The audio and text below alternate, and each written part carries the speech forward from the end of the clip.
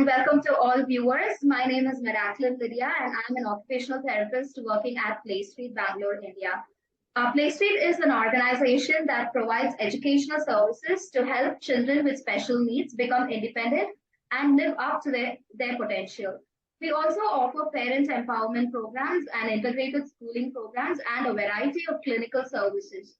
In the recognition of Autism Awareness and Acceptance Month, we'd like to center our discussions around augmentative and alternative communication, which is also known as AAC. Our goal is to emphasize the significance of AAC, address the challenges associated with it, and promote greater awareness of this essential aspect of autism advocacy. Today, we are on the fourth talk of our series, and we are in the second segment, which focuses on the challenges in AAC and various ways of supporting it. So the topic for today is moving towards effective communication, the vital role of motor planning skills in AAC. And we are honored to have Ms. Cindy Halloran with us to share her valuable thoughts and information on the same. Cindy Halloran is an occupational therapist. She is also the director of the Center for AAC and Autism. She's also the co-developer of the Language Acquisition Through Motor Planning, LAMP therapeutic approach, and LAMP words for Life Language System. She has worked in school, residential, home health, and owned a pediatric private practice, integrated therapy for kids. She has 30 plus years of experience in the field of pediatrics, and she has a passion for empowering individuals with autism. Cindy, we are very grateful to have you here, and we are also thankful that you've taken your time out of your schedule to be with us and to share your knowledge about motor planning in AAC. So would you like to share any thoughts with our viewers today before we go on to the questions? No, but I really appreciate you for having me here. I'm as excited to learn about the work that PlayStreet does and really honored that I was invited to participate. So thank you. Thank you, Cindy. So we will go right to the questions. And so can you start with helping our viewers understand about what motor planning is in the context of AAC? And also, could you give us a little more detail about what is LAMP and, and every detail about it? Sure. First, I'm going to just talk about motor planning in general before I bring it back to AAC. So motor planning is that ability to have an idea about what you want to do and then make your body do those movements to accomplish that goal, right? So being able to plan and execute that motor movement to make that happen. So in an AAC, we also want, you have to have a goal of communicating with your partner, right? You have to have an idea of what you want to say and how to say it, but then you also have to coordinate those motor movements to produce that utterance.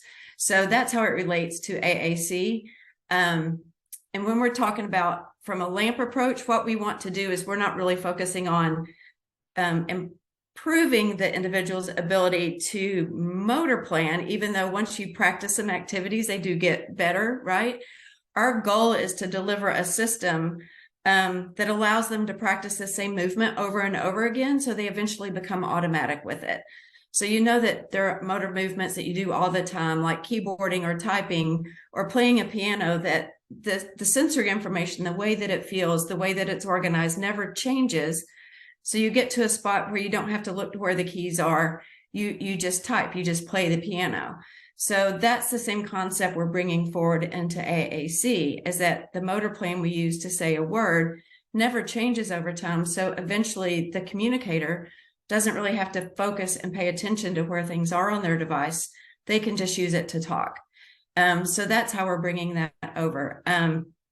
LAMP sometimes get used different ways. LAMP first was a therapy approach. It stands for Language Acquisition Through Motor Planning.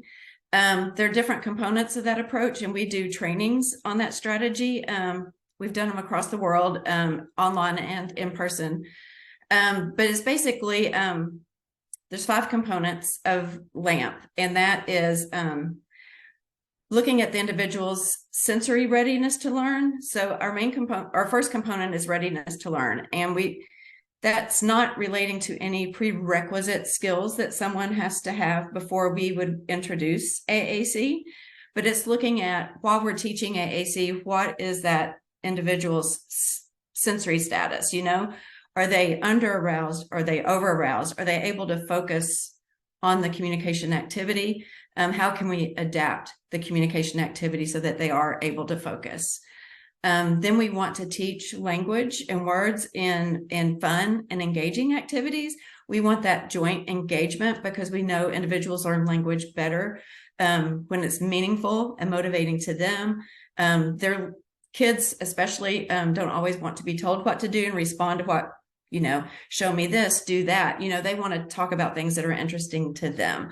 They want, to engage in the toys and the activities that are interesting to them. And we want to give language around those interests that they would be wanting to use and motivated to use and learn and practice those again and again.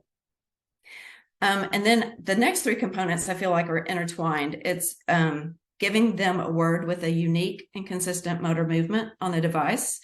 So every word has a motor plan that I use that same motor pattern to say that word every time. So if you think about when you're keyboarding or typing where the cue is on your keyboard, I think if everybody practiced that, they would kind of know without thinking through that where it is. So we want a motor plan that always produces the same word every time. If you can imagine on your keyboard, if you were in one situation and that was the cue, but you went to the lunchroom or the playground or something else, and now I have a different layout in front of me, and now that motor plan doesn't produce the same word. Now I'm going to have to stop and look at my system, think about where words are, understand what the pictures are. Having that unique motor movement per word just makes that easier to learn. We're going to pair that with sound. So speech generating devices give us the ability to, produce sound. So we know that in neurology, there's a saying called neurons that fire together, wire together. So when we're producing words with our mouth, that same motor movement always produces the same sound. Those two sensory inputs are wired together in our brain to help us make sense of language. So we want to do that same thing on AAC. So when we do a motor movement to produce a word, we want that sound output fairly quickly to match with that motor movement. And then when the individual is learning, the communication partner gives a natural response to teach the meaning of that word. So that's how we all learn language throughout our lifespan, is using it, seeing what happens, or seeing what work, how that works in context, and then refining our meaning of that word over time. So that's the LAMP approach. We also have a LAMP Words for Life language system that's available on an app and dedicated communication devices. Because that has the word LAMP in front of it, when you talk to people about LAMP, you never know if they're talking about the therapy approach, the app, a device. So sometimes that word gets used in a lot of different ways. But in my heart, LAMP, started as an approach, and that's usually what I'm talking about when I say LAMP. So thank you. Thank you so much, Cindy. It was very interesting to learn about the different approaches and about LAMP. And also thank you for explaining about motor planning and all of that. So in relation to motor planning, can you also explain, what role does motor planning, play in the effective use of AAC, and why do we need motor planning for AAC to incorporate in our day-to-day life? And how does that help in effective communication? Okay, so back to that motor planning process, when you do the same movement for the same activity over and over again, it becomes automatic and you don't have to think about it. That automaticity is key, because once the motor movement becomes automatic, you don't have to think about it and you can direct your attention elsewhere. So if you think about when you were first learning to drive a car, doing something complicated like that, you have to think about every little. How am I turning the steering wheel? Am I doing it a little bit? Am I doing a lot? How much pressure am I putting on the gas? But those things never change. So eventually you don't have to think about that as much. You can focus on the traffic, what's going on in front of you. You can talk to the people in your car without focusing on what you're doing in the car. So the same thing is true with AAC. So if we take away that cognitive effort in producing a word on our device, when we're learning a device, you have to focus, you have to think, you have to learn where words are, look for them. But if they're in the same place over and over, eventually you don't have to do that piece of it. And I can focus on what I'm saying to my communication partner. I can focus on what's going around on me so I can comment on things going on in the room.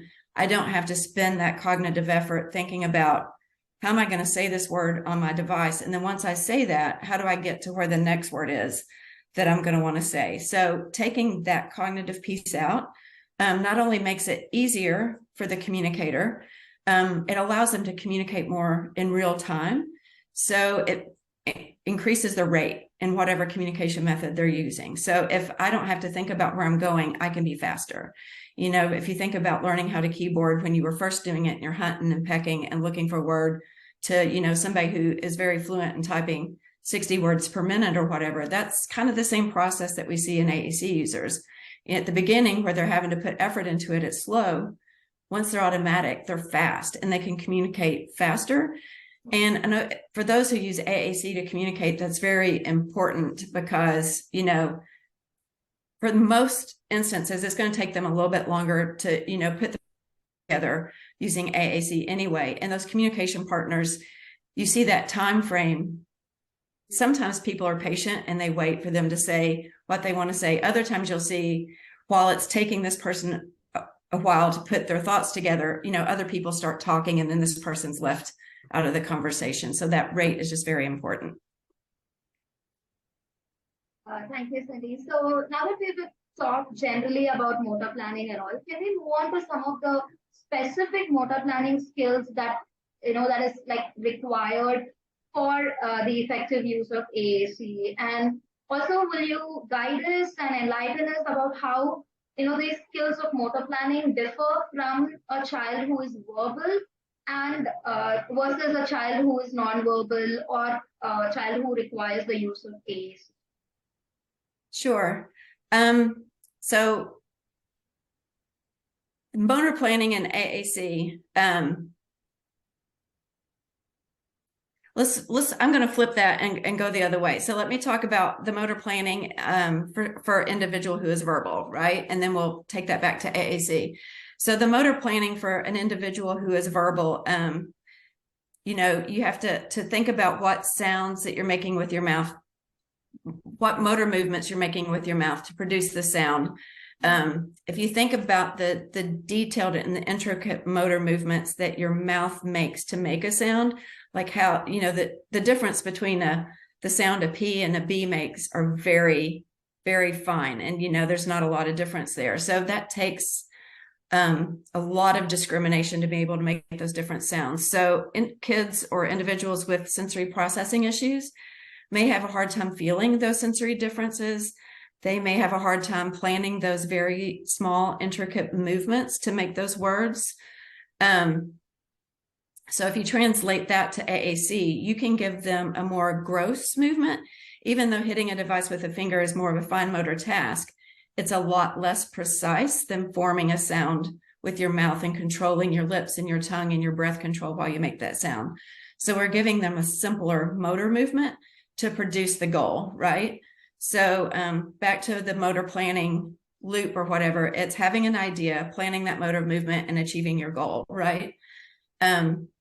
What it also, AAC also allows us to do for verbal speakers, if you think of babies who are, you know, toddlers or, you know, infants who start to babble, they don't start out just talking, right? You start out babbling. So you're making a motor movement, it's making sound, and then the caregivers around them respond and kind of give meaning to those sounds. When they say mama or baba, we attach meaning to that, and they refine their meaning and make a word out of that. So we can kind of do that same thing with AAC. If they don't have the motor planning ability to do this with their mouth, we can give them a device that attaches motor movement and sound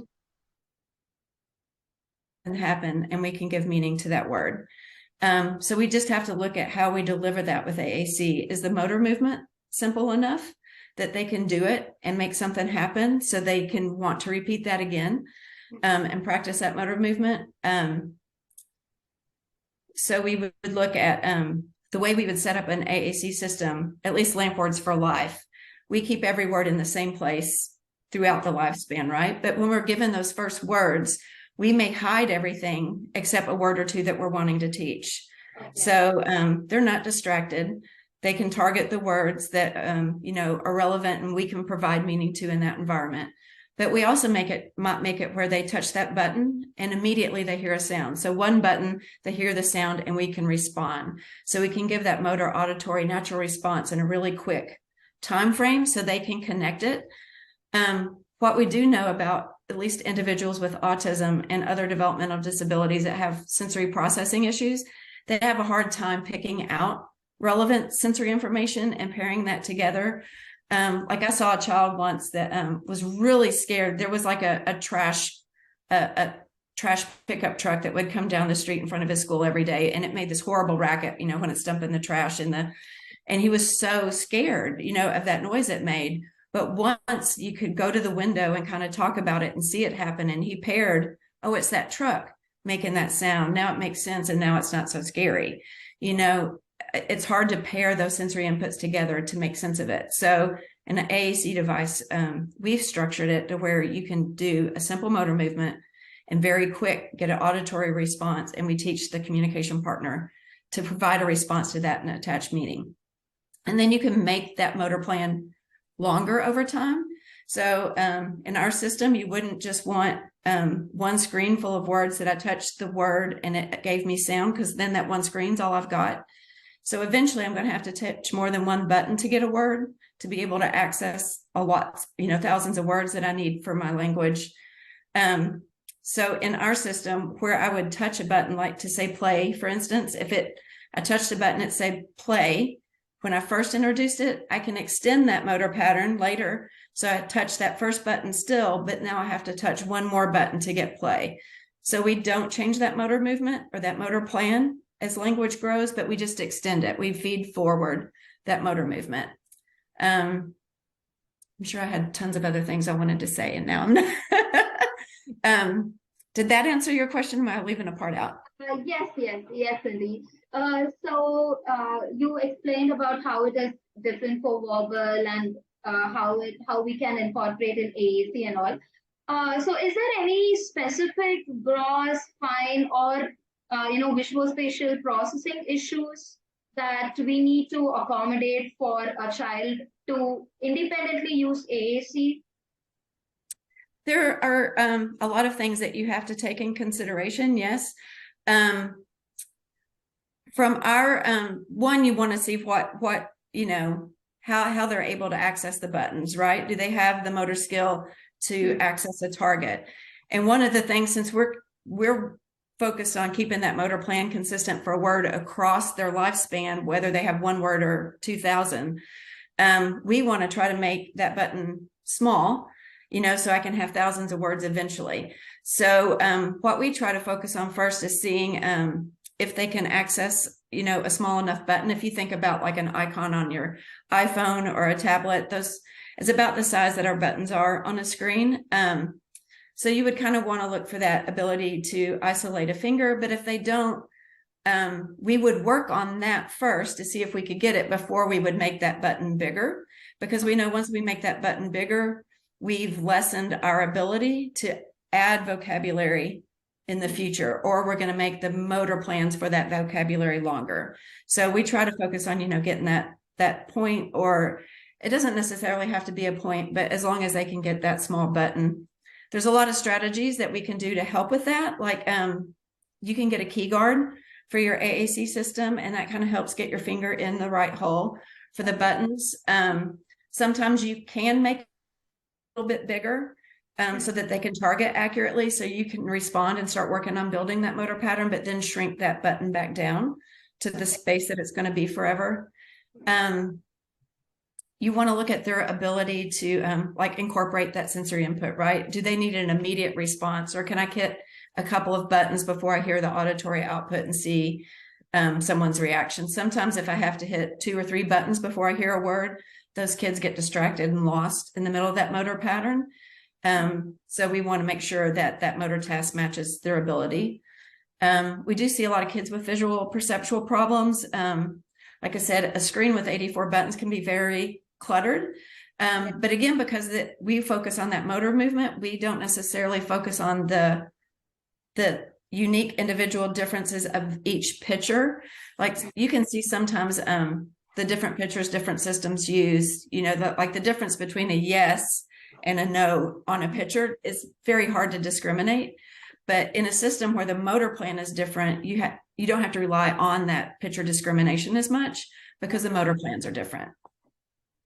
I've also seen kids, we've noticed that a lot of individuals with developmental disabilities have some undiagnosed visual, like cortical visual impairment. So you might want to look, do I see a device better if it's laying down? Do I see it better if it's propped up? Maybe if I'm learning first words, do I need to make the background of those buttons a different color, a red or something, to highlight it so I can target it better while I'm learning it? From a gross motor standpoint, some of the issues I've seen kind of crossover between gross motor and fine motor, but because you have to have good shoulder control to be able to move your arm in space. So sometimes I see people position a device where someone has to move their arm in space, but really hard time targeting the buttons. So if you can position it where you're not having to stabilize your shoulder, but I can rest my arms on a tabletop and hit my buttons, I can be more accurate. So there is a lot that it's great to have the whole team to assess those, what's going on, the OT, the PT, the parent, what's going on at home, where is it working, where is it not working, and trying to figure out, is it vision, is it positioning, is it how it's set up? You have to play detective and figure out what's going on there. Okay, so is there any specific motor challenges that could arise when children start using AAC? And if so, if a child has motor planning issues, how does that impact their AAC use? I think you touched upon it. Can you give us a little more detail into those problems that could come? Mm-hmm. So the kids that have motor planning issues, you think of the two pieces of that motor planning loop, right? Having an idea of what to say, planning it, and then achieving your goal. Let's take achieving the goal out of that, because they want to do that. It's either having the idea or planning the motor movements that are the problem, right? So a lot of times you might be in a situation where you don't know what you want to say or what words you can use to interact in that situation. So seeing other people communicate, for verbal speakers that don't have any, neurological differences, we learn by seeing other people, do things. So doing a lot of modeling helps provide, that ideation. You would want to model on a device to help them see, oh, what are the different words I can say? What can I say in this instance? Make sure you model where they're not just hearing the word, but also seeing that motor movement that you're making to say that word, so they can see that and duplicate that.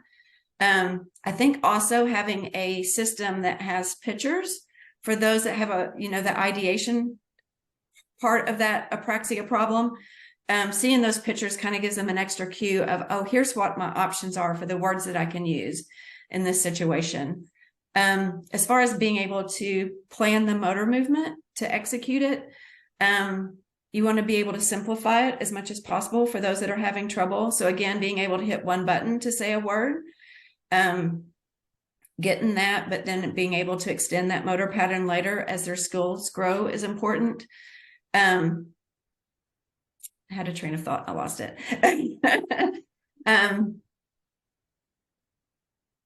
So yeah, I think you've covered all the cross challenges and all. So as occupational therapists, we will be doing assessment when a child comes to us, right?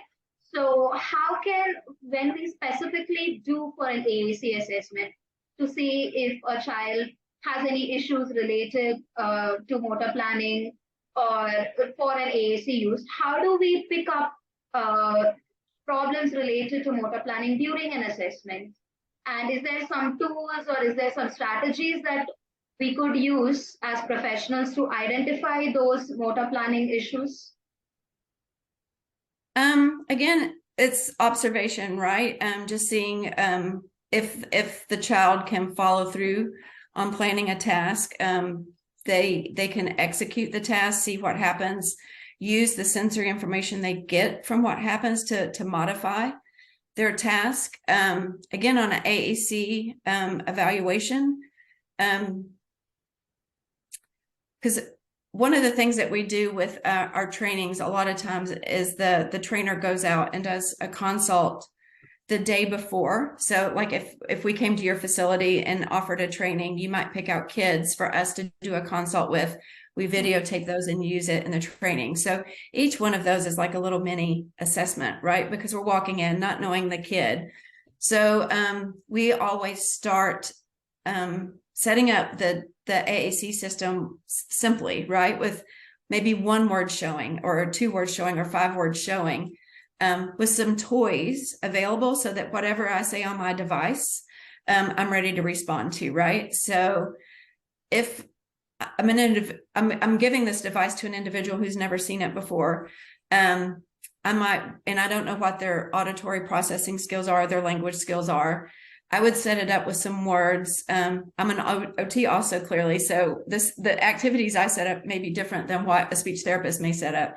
But I always give the example of being in a sensory room and on a swing or something. So maybe I put a child on a swing.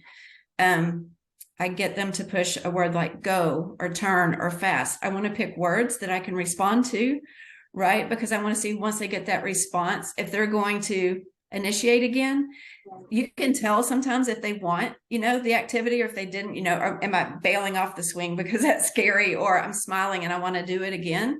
Can they then go back to the device and figure out what button it was that got me there, So you assess how many buttons on the screen can I provide, and they find that one. If I only have one button on the device, and they hit it a few times and I swing and they see it and they like it, then you can add a few more to see if they can still find that button on the device. So you can just start out very simply in your assessment, start building it out and see at what point, they get lost or they struggle at. So that's what my recommendation is to do. Just make it as simple as possible. The motor movement is very simple. The response is immediate. It's meaningful. And then just build on that and start seeing where those challenges are. And then that's where you kind of know, all right, this is where we need to start and this is how we're going to build forward. Okay. So far we have been talking about, what are the motor planning skills that are required and all of that, and what are the issues that could arise. So can you walk us through some of the factors that we need to consider when we require a child to use AAC? Factors of motor planning that we have to consider, or what do we have to modify? And can you also walk us through how LAMP approaches these factors of motor planning in your AAC? Yep. So I may have gotten a little, do you mind repeating the first part of it again? I'm sorry.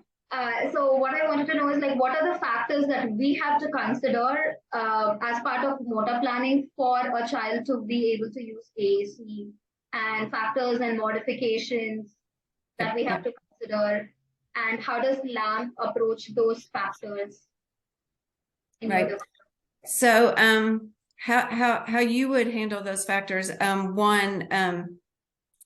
Sometimes I feel like when you first start working with a kid, it's good to be like on a one-on-one situation where you can control the environment, right? So a lot of times all of that sensory input can be an issue. So if like you're in a home situation and there's siblings making noise and there's a TV and lots of commotion, it's hard. Because my goal in AAC from a LAMP approach is to teach words by pairing that motor auditory natural response. So you need to have focus on that piece, right? So you would want to account for all of that other sensory information that is going on. So if you can be in an environment where you can, be in an environment where, you have control over the rewards that you're going to provide at first, so that you make sure you can deliver that natural response when they've said a word on the device, instead of, there's lots of toys and, you can't get to where you've got that motor auditory natural response. You would also want to look at, their fine motor skills and how they're accessing the device, of course. Give cues as necessary. Sometimes on the front end, we would cautiously, tell people, you might want to give a little bit of a physical prompt, because sometimes just having that extra physical touch input, helps you know where your body is in space and how to move your body. We would say do that cautiously, because we know a lot of times kids will think that someone else touching my arm and, prompting towards the device or something is part of that movement, and I have to have that as part of that movement, and they may become prompt dependent. So it's a real struggle there to, help guide the movement, but not always direct it and make them think that that's part of it. You want to back off of that as much as possible, because for them to learn the motor plan, they have to do it, right? You would look at the, course targeting. Do I have them fine motor skills to target? If the targets are too small, what can I do to address the fine motor skills to help them hit a small target? If I can't, let's make those targets a little bit bigger, or let's provide some cues like a key guard. Let's think visually how we could make that target more accessible. Do we want to hide the things around that target? Do we want to highlight that target? Again, from our perspective, we're wanting to hit, a small target. So we wouldn't say, okay, well, they can't hit a button this big, so I'm going to make a screen with 4 buttons this big, because then well, 4 buttons, 4 words is not enough language for sure. So as I shrink that down, then my motor plan changes. So from an OT perspective, we're going to work on that fine motor skill to hit a small target as we possibly can, so we have lots of language. And just be engaging. Nobody, child or adult, is going to work for something if it's not motivating for them. So I kind of feel like OTs have an advantage, because a lot of OTs are very play-based. Play is the occupation of children. So those are great activities that are rewarding for kids to start teaching words around the activities. And sometimes language is a little bit out of our, we incorporate language into our sessions, but that's typically the role of the speech language therapist. But we want to think about what language we're teaching in our sessions too, to make it motivating. We want to teach language that not only will work in our session, but will work elsewhere. So we teach a lot of words like the go and the turn and the up and the down and those kinds of things that I can use across settings and not just in my session. You teach other words too, but make sure you teach those. Again, just looking where the child is, simplifying the activity, and then building back out to where you need to be. I think OTs are very good at providing task analysis, right? Here's the task that we expect. Where are the challenges? Let's break it down, address those challenges, and build back out to that complete task. How LAMP addresses those specifically, again, it goes back to that unique and consistent motor plan for every word. So those individuals who have motor planning challenges, if you give them a system that they constantly have to cognitively think through, that's where the problem is, right? So if we can provide a system that we get past that cognitive aspect of saying a word and navigating my system, and that becomes automatic, that actually makes it easier for these kids. So even though motor planning is in language acquisition through motor planning, right, it's actually providing them, those that motor planning challenges, an easier way to get to those words, because it eventually becomes automatic and they don't have to plan those motor movements every time. They become practiced. Thank you, Cindy. So far we've spoken about, professionals, how we could help and all.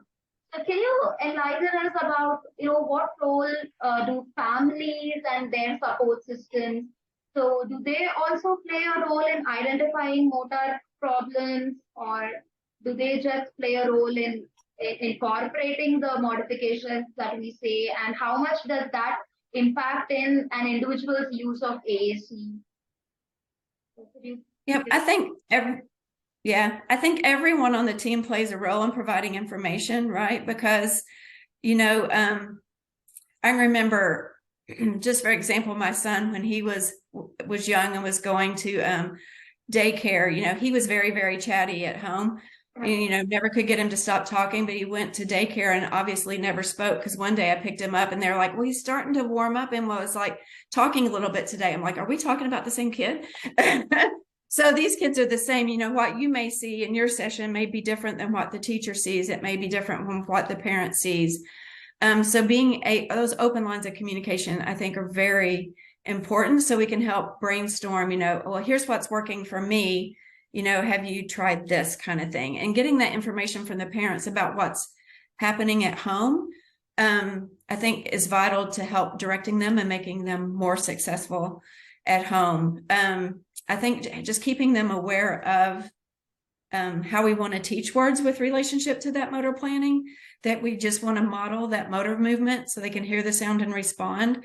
I think sometimes adult parents, when they look at AAC systems, they kind of feel a little overwhelmed, especially the ones that are more robust and have lots of language, or they're on high tech devices. It can seem scary. So just simplifying that and helping them understand, here's what the process is of teaching, and kind of taking away all that scary piece of it. All I want you to do is just have fun with your kid.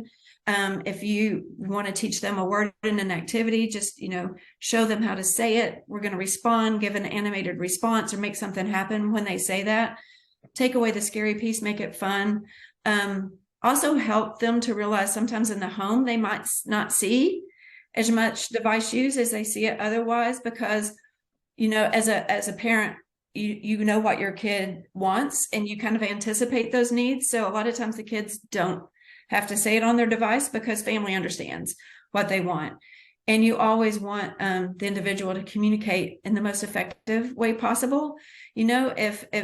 If a child points to their milk, and mom understands, hey, I want the milk, you're not going to then say, hey, say it to me on the device, say it on your device, because then they're going to get frustration because, hey, you didn't hear me communicate a minute ago. Why am I going to do it again? But just finding those moments that are natural, making it simple. Practicing with the parent, maybe on the motor plans for the words. So when they're in a situation where they can teach it, they're not struggling, with their own, forming their own motor plan. They kind of know it, and they go, oh, I can teach this word in this situation. Here's where it is. Here's how you say it. So it's not as stressful for them. Again, looking at what's going on in the environment, knowing that, if it's very, it's very busy. Like I know a lot of our homes are, if parents are working, kids are coming home from school, that can be a very crazy time. Just realizing there's a lot of sensory stuff going on right there. Maybe that's not a great time to focus on teaching new words. But finding those times where the child can be more focused, can focus on the device, can hear the response, can see the natural reaction and get joy out of that. But also realizing that that can happen in small moments, not like, hey, let's sit down, let's work on this for 30 minutes. Let's just do it in small natural moments throughout the day. I think just making the parent feel more comfortable, teaching them what you're doing in your session so they can modify it and present it at a level where the kid is learning, but it's not so hard that they, think it's hard and don't do it, is good. I think the parents who view this video, I think they would have gotten many of the answers to their questions. So in your experience, could you give us an example of somebody that you used AAC and how motor planning difficulties impacted the AAC use, and how did you work upon and that improved the AAC use? Could you give us a practical example? I think our viewers would be able to relate much better with an example. Yep. So I can think of some of the challenging kids that I've seen, or some of our trainers that have seen. I'm thinking back to one little girl who had some of the most extreme motor planning issues I've ever seen. So just presenting the device with very simple words on it, lots of support, key guard support. This little girl took a lot of, because presenting the device in front of her and modeling in front of her, showing her what happened when you modeled a word, she wasn't focused on that. So she really didn't know what you had done to make that happen. She wasn't putting the two pieces together. Some of the things that we did to help with that was a lot of hand over hand assistance just at the beginning. I know that's become kind of a buzz in the AAC world, is like never direct, someone's hand to say something on a device. And I feel like when you're using an AAC device, there's two different pieces of that, right? There's one is the, using language and saying what I want to say. We never want to tell somebody else, what they want to say. So for sure, you never direct that. But if I'm trying to learn that motor movement, I don't know how that motor movement feels.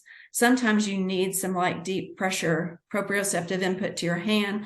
I might need to be guided a couple of times to know what that motor movement feels like. There was 20 years ago or 10 years ago, before touch screens, speech generating devices, you actually had to push a button, before it said the word. I almost feel like sometimes that tactile input, that proprioceptive input was helpful, because you could tell when I pushed something to make it happen. In touch screens, it's hard to know sometimes when you activate something. So you can kind of set the response time on a device so that I have to push longer to make something happen. So we did that so that, she got a longer touch, a longer hold on that finger for that input before, so she could just feel what she was doing, right? A lot of input to what she was feeling. Sometimes I can remember with her when she was touching the button and making it happen. And then I think she was, I can't remember the word exactly, but she was making a toy sing. So it might've been go, it might've been play, it might've been sing or something, but making a toy sing. But she was, she was looking at what her finger was doing, but not paying attention to the toy. So not connecting those two things. So we moved actually to doing something to where when I touched the finger, I could see what was going on right there. So there was a couple ways of doing that. One, like for a snack for food, if I got her to push the button eat, instead of her saying eat and then handing her food over here out of her visual screen, I would hand her the food right in front of where her finger was. So she's looking at her finger, pushing the button, and the food shows up right there in her visual field. Another strategy that we've done is use some different apps that allow you to push a word, and it plays like a little video. So we'll put the word like on the same place on the iPad screen or the device screen that the word would be. But when she pushes it, instead of changing my focus, like a little GIF of, illustrating that word might happen right where I'm pushing. So I can see action when I'm getting the motor and the auditory and connect those together. Just for another child quickly, was a boy who was visually impaired. He was completely blind, born without eyes. So he was learning this system because of that motor plan being in the same place all the time. He would be able to find those words without being able to see, right? Because he could feel and know where on the device those words would be. But again, from that, trying to give him a little bit of support to find those words and see what happens when I touch a button. And providing that physical response was really hard to back off of because of his visual impairment. So that was a challenge, is giving what he needed on the front end, but backing away, learning how to fade that prompt so that he didn't become dependent on it, but on the front end got the input that he needed. And positioning was very important for him too. That was where I learned that little lesson, because the device was on a stand on a table, and it was just so hard for him to reach in space because he couldn't see. So he totally lacked orientation doing that. So having that flat, having the reference of the table, the key guard, helped him find his words. So just a follow-up question on the same. So when a child has fine motor problems or gross motor problems, do we work directly on the AAC, the device itself, to improve it? Or do you also work outside of AAC with other activities and then come back to AAC? So how does that go about? You can do both. So from a fine motor perspective, since using fine motor skills as part of the AAC Act, you can work on isolating a finger while you're working on AAC. So like I said, you can start with something bigger and shape that down so that they learn to focus on that target. Again, a key guard that has a hole kind of helps make it a visual cue that I need to have a finger and point into that hole. So I feel like I can work on that skill while I'm teaching AAC because it's part of that movement, right? But I would also want side of that task, do lots of fine motor activities where it requires isolating a finger. So I'm getting that practice using that movement, in lots of different activities. I wouldn't why you have to consider like shoulder strength and visual perceptual skills while you're using AAC. I wouldn't necessarily use AAC to work on those skills, because if my visual perceptual skills are keeping me from using a robust language system, I'm not going to give you a simpler language system to work on your visual skills, because then I'm hurting your language skills. For a lot of kids with cortical visual impairment, I think a lot of visual teachers feel like you have to focus on teaching the components of that picture. So they want to start with big pictures, so they, and high contrast pictures, which I'm all for, but in a system that has consistent motor planning, you don't have to focus on those details of the picture, and to make those pictures big enough and clear enough for someone with cortical visual impairment to understand some detail in that picture is going to hurt their ability to have access to lots of language. So I wouldn't work on that skill using their AAC system. I would work on that skill elsewhere, but teach them ways to accommodate to an AAC system that gives them robust language. Okay. Thank you so much, Cindy.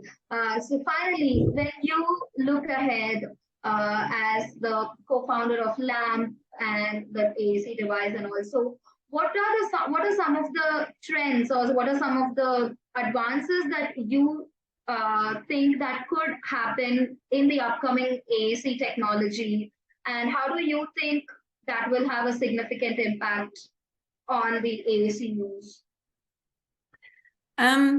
What I think just the faster processing speeds that we're seeing with high-tech technology, I think that's very important, because you want, when you hit an AAC device and you need to go from one screen to another to hit that motor plan, those screens changing fast are important, because if someone hits a button, has to wait for that screen to redraw to hit another button, you're losing that fluidity in your motor plan. So I've seen that change over time. That processing speed has really helped that. It's also helped with the responsiveness of the auditory, right? So if I hit a button and I have to wait a half a second or a second before I hear the output, that's not going to help me as someone with processing problems make that connection. Sorry, the sun's coming in. I look like this. So I think that processing speed is making a lot of difference. Cloud storage and being able to download things from the cloud, making adjustments and downloading those, I think that's very helpful. Except we find a lot of times schools and people don't have access to the internet, so they can't benefit from that or use that. And on the flip side, I actually sometimes see some ideas come out with the new technology that people feel like sound amazing, but when you think about it, I think might actually not be so amazing. Okay. For an example, I've heard people talk about, wouldn't it be neat if my AAC system knew what room of the school I walked in, and when I walked into the cafeteria, it downloaded my page of words that I might use in the cafeteria, which sounds slick, but one, that's not creating a consistent motor plan for each word. Two, when I go into the cafeteria, I'm probably not going to talk about what food I'm eating for very long. I'm going to talk about the rest of my day, what I watched on TV last night. So you can't predict what words somebody's going to need in a specific environment. I actually feel like the lack of technology kind of taught us what we feel like is important today, that consistent motor plan, because we saw that within, we were using devices before touch screens, right, that had to push those buttons. So they had to push a series of buttons with a static overlay to say their words. But then we saw that because that never changed, they could say those words even if the overlay was off, because that motor plan never changed. So having high technology where screens changes and words can change, if that motor plan doesn't say consistent, you're taking that away. So I think there's a lot of interesting things that technology can do, but when you stop back and it's like, is that changing my motor plan? Am I keeping a motor plan consistent? That's really important to think through. Thank you so much, Cindy. It was a very informative and knowledgeable session. And thank you for taking time out of your busy schedule and joining with us. I'm very sure the audience have also gained a very clear understanding on how motor planning impacts in AAC And I'm sure they will also start incorporating.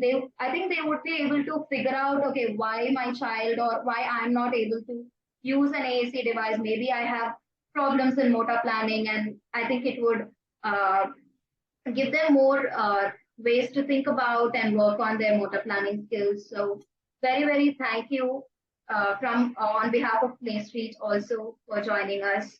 And thank you all the viewers for also joining with us. We hope to see you in the next video. Have a great day. Thank you.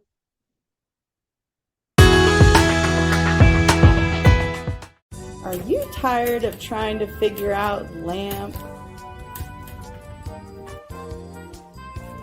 Don't know where to get started? It's okay, we're here to help. What is LAMP? Language Acquisition Through Motor Planning, or LAMP, is a therapeutic approach using motor learning principles and a voice output communication aid to give nonverbal individuals with autism and other developmental disabilities a method to develop independent and spontaneous communication. Individuals using the LAMP approach learn to use words and build sentences to communicate their wants, needs, and ideas by pressing buttons on a speech-generating device. For more information about LAMP, please go to aacapps.com. This website will provide you with more in-depth information on how to access and operate the app. But for now, I hope you enjoy our quick start guide to using LAMP. This iPad is an example of an alternative augmentative communication device, also known as AAC. It's a good idea before getting started with any communication apps to have a protector on it, such as this case, which can serve, it's a dual purpose of a handle and both a stand.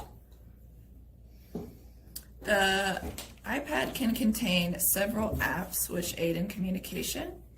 They can be in several different languages and adapted for individual clients. Let's take a look. So here are a few examples of some AAC apps. We have LAMP, Go Talk Now, Proloquo, Hook, PODD, and more. Today we're going to be looking at LAMP. Let's get started. So this is the basic layout for LAMP. As you can see, there are colors throughout the board, and the different colors mean different things. So for example, the yellow on this side over here is pronouns.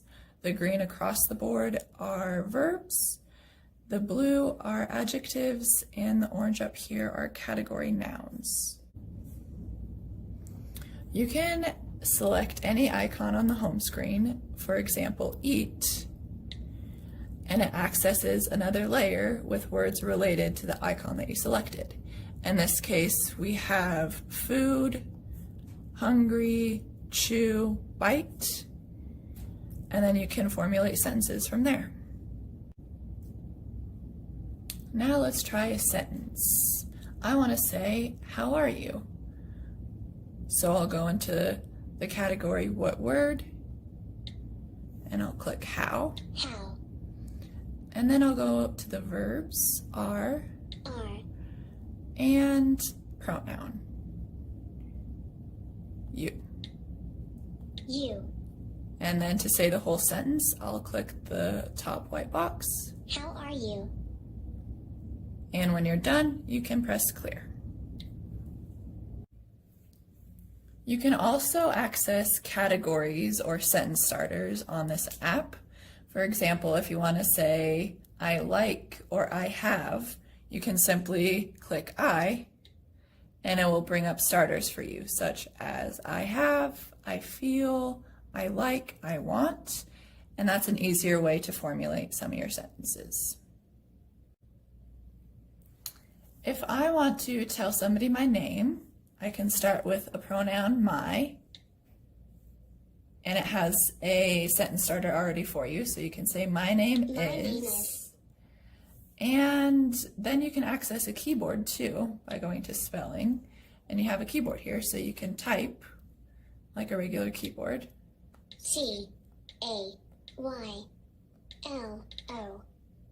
Taylor. So I typed out my name, and then I can say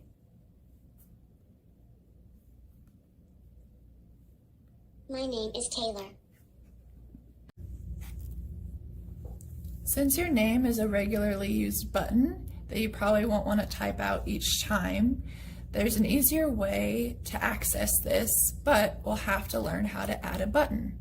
So in order to add a button, you need to go to the level of where you want the new button. So I will go to My, and this is where it has name and my name. So I will add the button here. So we simply go to Menu, Edit Page, and you can tap anywhere you want your new button. So I'll put it next to Name right here. Create New Button. My button label will be Name, and my message will be Taylor. Save, and here it is. So now my name is saved, and we can complete the process by pressing Done. And so let's try making a sentence again. So we'll clear, brings us back to the home page. Go to My name is Taylor. My name is Taylor. And now we have the complete message using a button that we added. So let's make a sentence such as, I like flowers. I like, oh, say I forgot where flowers was. There's a quick fix. You simply go to Menu and click Word Finder, and you can type in any word that you're having difficulty remembering the pattern for. So, flower, find. And lamp is great because it shows you the motor pattern to get to the word you're looking for. So you tap the first layer of get, and it shows you. So you can follow the motor plan to flowers, to flower. And then you can add an S if you want as well. Flowers. I like flowers. So let's make a sentence such as, I like flowers. I like, oh, say I forgot where flowers was. There's a quick fix. You simply go to Menu and click Word Finder, and you can type in any word that you're having difficulty remembering the pattern for. So, flower, find. And lamp is great because it shows you the motor pattern to get to the word you're looking for. So you tap the first layer of get, and it shows you. So you can follow the motor plan to flowers, to flower. And then you can add an S if you want as well. Flowers. I like flowers. You can also individualize lamp for specific client needs. So if this layout of the full version is too much, then you can narrow it down a little bit so they have less icons to choose from. So if you want to make it a little more simple, you can go to Menu and click Vocab Builder. So a quick way to add words to your new vocabulary builder is by clicking Quick Edit at the bottom. And you can type in any word you want and add it to your new list. So let's try. So let's type in happy. And then you just go to Add Word, and it's added to your list. Let's try sun. Add word. All right, now let's do done and save. And we got to turn our new list on. So we're going to turn it on and go to done. and our new list pops up. You can also add several words at one time by going through the list. So let's open Vocab Builder up again. Let's go to our new list. And so all these words here, you can simply check the box next to them, and you can search them up here. So you can type in happy here and check it, and any word you want, check it, do save list.